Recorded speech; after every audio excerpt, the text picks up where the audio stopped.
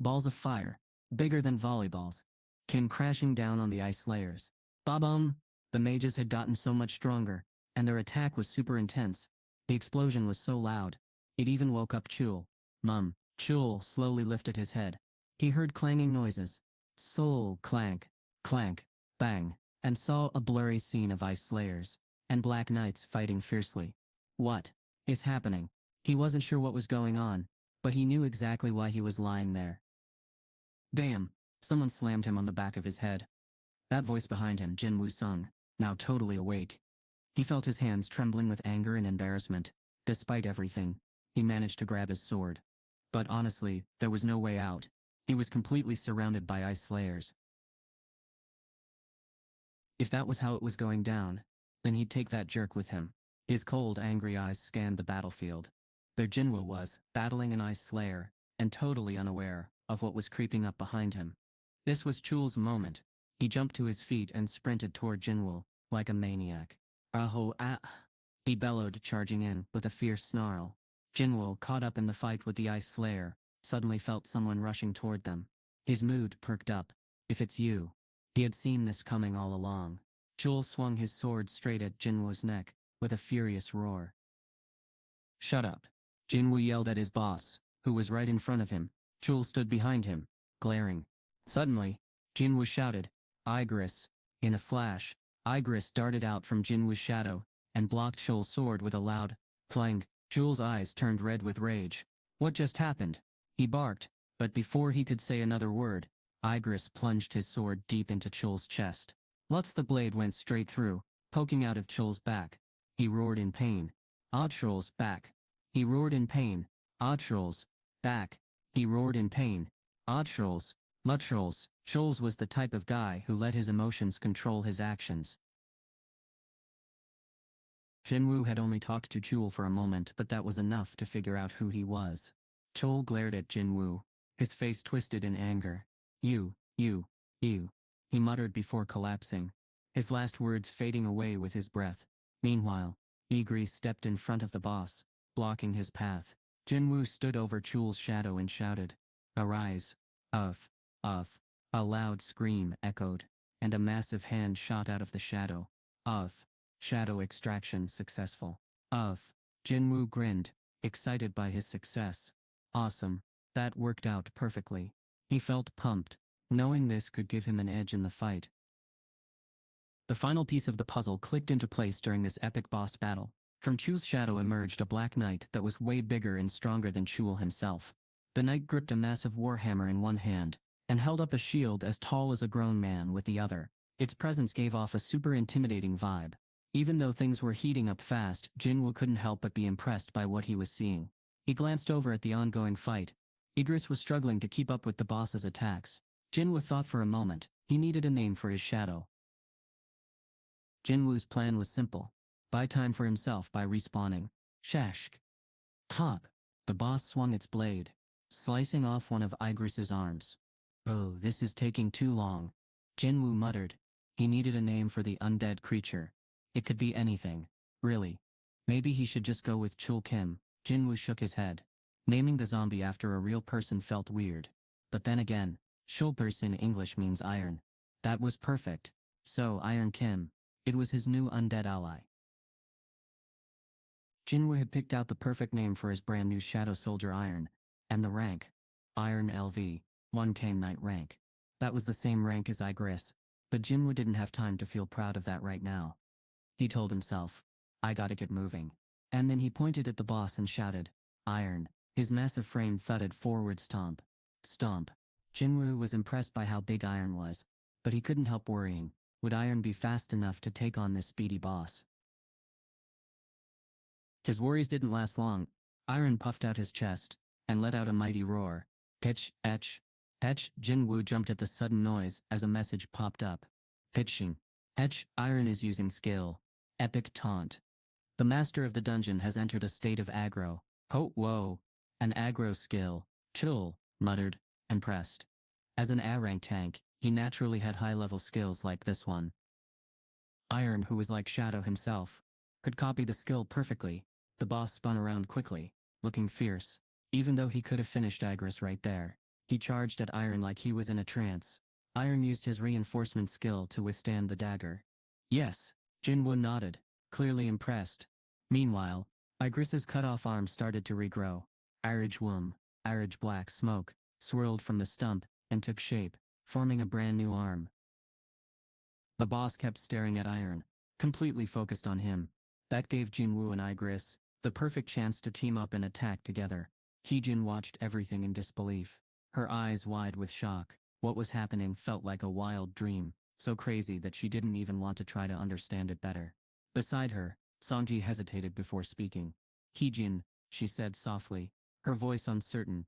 Heejin slowly snapped back to reality, and finally responded. Yeah, Songji, I asked, her voice shaking in fear. Heejin sighed, sounding worn out. If all hunters' fights were this crazy, I wouldn't have made it past the license test.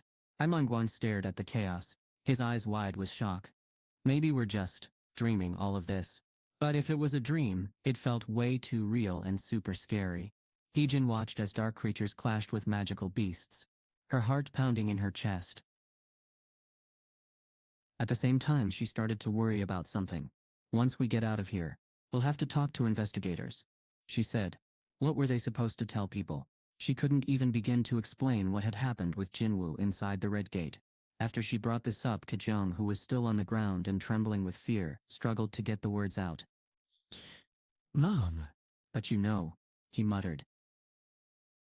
Isn't it awesome that we're actually thinking about what happens next? Heejin asked, her voice tinged with disbelief. The whole team nodded in agreement. They were inside a super tough dungeon, marked by a red gate, a place they never thought they'd survive, let alone escape. But now, here they were, worrying about what came after. And it was all because of one person. Heejin glanced over at Jin-Woo, with a mix of amazement and admiration. Thanks to him, everything had changed. She felt more in awe than shocked, or even grateful. Jin-Woo-sung had turned the tide of their mission, entirely on his own. Then came Kasaka's strike fast and precise. His venom fang sank into the boss's shoulder. The debuff alerts flashed one after another. Paralysis activated. Apt drain activated. But the boss was strong, its high resistance canceling both effects almost instantly. Still, the wounds from the venom fang were real, and they were piling up. The boss slowed down, its usual confident smirk long gone. It growled in pain. Then, every hit Kasaka landed brought them closer to victory. The team exchanged determined glances. This was far from over, but for now, they had the upper hand. The boss had managed to avoid Jin-Woo, Igris, and Iron's attacks until now, but it was finally getting tired. Don't let up. Iron shouted as he locked the boss in a steely grip. Jin-Woo yelled. Now, Igris and Jin-Woo quickly stepped back, leaving Iron to hold the boss in place. The boss looked totally confused, unsure of what was happening. What? The mage soldiers unleashed fireballs at Iron's position, and they exploded with a deafening Ekka bomb, followed by another loud epi bomb. The boss let out a painful scream for the first time. Ekka bomb, and its body twisted in agony. In an instant, Iron's arm was ripped off with a sickening peg. The boss turned its furious gaze toward Jin-Woo, its eyes blazing with fury. K bomb, Ekka bomb, Ekka bomb, Ekka bomb, Ekka bomb, Ekka bomb. Even though the boss was badly hurt, it just wouldn't stop. After all, this was no ordinary monster. It was the master of a high-rank dungeon. The boss was too late to stop it. Jin-Woo flung Night Killer with all his might, just like he did before against the Ice Slayer. But this time he added an extra boost using Ruler's Hand. Whoosh! The boss realized it couldn't dodge in time, and raised its own weapon to block the attack. Track! Night Killer slammed into the boss's dagger with so much force that it left a jagged crack in the blade. At the same time, Jin-Woo used stealth and dash to sneak up close. Then, with a swift stab of Kasaka's venom fang, he struck the boss right in the gut. A thud. The boss's eyes popped wide in shock. Arg! It roared. But even after that, the boss grabbed Jin-Woo's wrist. It was clear this monster wasn't going down without a fight. Brought the ball, it bellowed, raising its dagger high above its head. Jin-Woo just smirked. Out of nowhere, Iron swung his giant warhammer and slammed it into the boss's skull, Blom. The boss's head smashed into the snowy forest floor. Iron raised his regenerated arms again, and brought the hammer down one more time. The blah ball. Home. Splot. The blah ball. The palm. Splot. The paw. The impact was huge. Meanwhile, Igris had been ready to strike again. But instead, he sheathed his sword. Jin-Woo also put away his daggers. Then, the messages they'd been waiting for popped up. Paul. Tom. You have defeated the master of the dungeon. You have leveled up. You have leveled up. Jin-Woo let out a sigh of relief. Paul. Finally, it was all over. Jin-Woo let out a sigh of relief. It had been a tough battle, but they'd made it through. He was about to catch his breath when he heard Iron shout, "Hey! Stop right there." Jin-Woo rushed over to Iron, who was ready to swing his hammer once again. The Shadow Warrior froze mid-move, just as ruthless as when he had been under Chul's control. The boss's body was already gone, but luckily, that didn't affect the shadow. Jin-Woo couldn't help but smile. It was all over at last. The ultimate reward for the hard battle was right under his feet. Jin-Woo muttered under his breath. Araz. It was already 3 a.m. The four higher-ups monitoring the red gate looked super tense. Kachul finally broke the silence. "We'll stay here, so why don't you head home first, Mr. President?" he suggested. But President Yoon-ho Baek stood his ground. "How could I leave while our guild members are still trapped in there?" As the guildmaster and top hunter, he felt a surge of responsibility to stay. Sangmin's eyes suddenly popped wide. "Huh, the red gate." Kachul and Sungchen exchanged curious glances. "The red gate is opening," someone shouted. "The dungeon's been cleared." Another voice added, "Look, people are coming out." President Baek pumped his fist, excitement bursting through him. Could this be Chul Kim's doing? Hassan the crowd pouring out of the portal, but the leader was nowhere to be seen. "Huh," President Baek muttered, confusion replacing his excitement as everyone else stared at the gate in awe. Wait a minute. Something felt off. Sung Chen had trusted Chul completely, but now he looked more confused by the second. "Hunter Park. Hunter Ko. Hunter Ko. Hunter Yoon," someone shouted. Then Sangmin's face lit up with a big grin. "Hunter Sung," he exclaimed, noticing Jin-Woo and Songyi, following the three white tiger hunters. "I knew it." Sangmin's smile stood out sharply against Sung Chen's serious expression. But then, just as quickly, Sangmin's smile faded away. The gate vanished after just 5 hunters, including Jin-Woo, had stepped through. Kachul asked, his voice trembling. "Only you 5 made it." Jin-Woo, looking weary, nodded silently. Kachul's face twisted in grief, as tears streamed down his cheeks. He struck out the names of the fallen on his list, one by one. Baek, watching the scene unfold, let out a sorrowful cry. "Only the low-ranking hunters survived," he muttered in disbelief. "Only one B rank survived. That's impossible. What went down at that gate?" Jin-Woo was about to walk off with Songyi, when the president suddenly grabbed his wrist. "Wait a minute, sir," Baek said sharply. Jin-Woo yanked his arm free with a loud smack. Baek's eyes narrowed. "We need to talk." "Not now. I'm beat," Jin-Woo replied, turning away. "If you have any questions, go ahead and ask your fellow guild members," Baek said finally, unable to hold back anymore. "I'm Yoon-ho Baek, the master of the White Tiger Guild." But Jin-Woo's expression stayed cold as ice. "So what?" he replied bluntly. Baek's eyes flickered with anger at Jin-Woo's chilly response, transforming into the piercing gaze of a wild magic beast. "Because of this mess, we've lost 9 members from our guild," Baek growled. "Hey, don't I get to ask you some questions since I'm the guild president?" But Baek wasn't asking, he was laying down the law, or maybe it was more like a warning. Either way, he wasn't about to let Jin-Woo walk away easily. But Jin-Woo didn't look happy about it. He frowned and stood his ground, not intimidated by the serious stare from Yoon-ho Baek, one of the top hunters in the S rank. "I saved 3 of your people," Jin-Woo said flatly. "Hey, Mr. President," Jin-Woo said sternly. "Don't you think you should start by thanking me?" The tables had turned. And now it was Baek, who felt the heat of Jin-Woo's frustration. Jin-Woo wasn't wrong, so Baek couldn't argue. Lowered his head in apology. "I'm sorry." Jin-Woo turned to leave. "Let's go, Songji." "Got it," Songji replied softly, glancing at Jin-Woo's face as she followed him, careful not to upset him even more. They finally climbed into the van and took off. but Yunho was totally confused. His mind raced as he hurried over to Heejin, one of the top hunters who'd survived the chaos. "Hey, Heejin," he said, trying to sound calm. She was sipping tea that Kichul had brought her to warm up. What's going on with him? Why is he so angry? They'd barely escaped the Red Gate after going through all that. So why was this guy acting like a beast now? Heejin just shook her head, clueless. "I don't know," he said. After he beat the boss, he muttered something 3 times while standing over the body. He's been acting weird ever since. So, everything was normal, until then. Chugong and they both nodded together. What an odd guy, Yunho muttered to himself, staring down the alley Jin-Woo had driven into. Sangmin started wringing his hands, like he felt guilty. "Hey, Mr. President," Sangmin said with a shrug.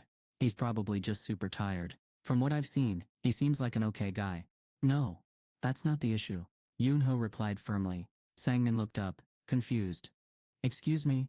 Yunho's serious gaze made Sangmin shift uncomfortably. "Why haven't you brought him on board yet?" Yunho gasped. Sangmin blinked in surprise. "Sir." He tried to stay calm, but Yunho was clearly annoyed. The president swallowed hard, recalling Jin-Woo's chilly stare. Julep. He thought about how a fight with Jin-Woo might cost him an arm or worse. Finally catching on, Sangmin quickly responded, trying to fix the situation. "I'm doing my best, sir." "Well, it's not good enough." Yunho's eyes shone brightly. Jin-Woo sung, clearly manager and had chosen another winner. "Use every resource available," manager and said. "Do whatever it takes to bring him into our guild." On the way home, Jin-Woo's bike roared as he sped along. A bitter taste lingered in his mouth. He let out a frustrated sigh. Unfortunately, Jin-Woo had tried but failed once again to extract the shadow of the Ice Slayer boss. As Jin-Woo headed home, the roar of his bike filled the air. The bitter taste in his mouth matched his mood. He sighed heavily, frustration evident. Despite his efforts, he hadn't managed to extract the Ice Slayer boss's shadow this time either. Was it because Jin-Woo's skills were just too far behind his boss's? That stung, but he knew he couldn't change it. There would be more tough bosses ahead, so what mattered most was getting stronger to avoid missing out next time. Leveling up, that's what Jin-Woo did best. And then, he took one hand off the wheel for a second, and Alet, a sleek, curved dagger appeared in his hand. Alet, Unsaf, Natslich, Alet. This dagger has a cool magic spell that makes you feel lighter, which means Esterium strike quicker ass. It's like having an extra boost of speed in battle. Mr. Attack Power, plus Durad 11. He grabbed this dagger before walking away. It was one of 2 that the boss had been using. The other one was too banged up, so he tossed it aside, and kept this one instead. They called it a Starburst dagger, and for good reason. Not only does it hit hard, but it also makes you way more agile. Talk about a win-win. This new dagger was way better than his old ones. It even outranked the Kasaka's Venom Fang and the Night Killer he'd spent so much money on. Getting this weapon wasn't easy either. It was an A-rank challenge. It felt like the perfect upgrade since the Venom Fang hadn't been cutting it lately. Jin-Woo couldn't help but admire how great the dagger felt in his hand as they pulled up to Songgi's apartment building. Songgi, who'd been super quiet during the ride, opened the front passenger door and stepped out. She bowed politely. "Have a safe drive, all right?" Jin-Woo replied as she turned around. Jin-Woo noticed how Songgi's shoulders drooped, and how she trudged toward the door. He thought he'd succeeded in convincing her. Things hadn't gone exactly as planned, but his main goal was to make Songgi change her mind. After her first dungeon experience, especially one that involved a red gate, it seemed like she no longer wanted to be a hunter. Honestly, who wouldn't feel that way after going through something so intense? Jin-Woo felt pretty good about how things had gone. As he reached for the van's ignition, suddenly the passenger doors swung open, catching him off guard. He turned to see Songgi standing there with a small smile. "What are you doing?" Jin-Woo wondered. But he didn't have to wait long for an answer. Songgi bowed politely, her manners as sharp as ever. "Thanks so much for your help today, Jin-Woo," she said. It wasn't long ago that she'd stopped calling him Mr., and it still felt a little strange to him. "Uh-huh," Jin-Woo replied casually, though he wasn't really sure what to say. Songgi hesitated for a moment before speaking again. "See you tomorrow. Or, well, in a few hours." Her words were cryptic, but Jin-Woo just nodded and waved goodbye as she walked away. It wasn't until later, When he was alone with his thoughts, that it clicked starting today, he and Gino had to tackle the rest of the raids together. Jin-Woo was heading out to meet her again because she was part of his team, that's what she'd been talking about. He felt a wave of relief wash over him. If Song Sudi had refused to leave home after what happened, it would have totally thrown off his plans. Luckily, everything turned out great. Now, Jin-Woo could tackle C-rank dungeons even faster with the help of his shadow soldiers. Jin-Woo was sure he could finish the rest of the raids faster than anyone expected. He couldn't wait to see how Jin-Woo would react when he first faced those shadowy warriors. It was going to be priceless. But, let's be honest, it probably wouldn't top Chugong's epic freakout. Jin-Woo grinned to himself as he crept around the corner. The next morning, John, Jin-Woo stretched, still half asleep as he shuffled through his apartment lobby. It felt like he'd blinked, and suddenly it was time to work. "Good morning, boss," Jin-Woo said with a big smile. Jin-Woo had used the team's trusty van the day before, so it was parked in a lot nearby. "How did you get here without your van?" Jin-Woo asked. "I took a taxi, boss." "Ah, I see," Jin-Woo replied. So much for his plan to pick Jin-Woo up himself. "That's okay, boss," Jin-Woo said with a shrug. "Hey, you've already done so much for me," Jin-Woo said with a laugh. "So I should at least drive." It was just another normal morning or so, it seemed. Then Jin-Woo's eyes landed on something odd in Jin-Woo's hand. It was a cylindrical object, and it caught his attention big time. What's that thing?" Jin-Woo asked, tilting his head in curiosity.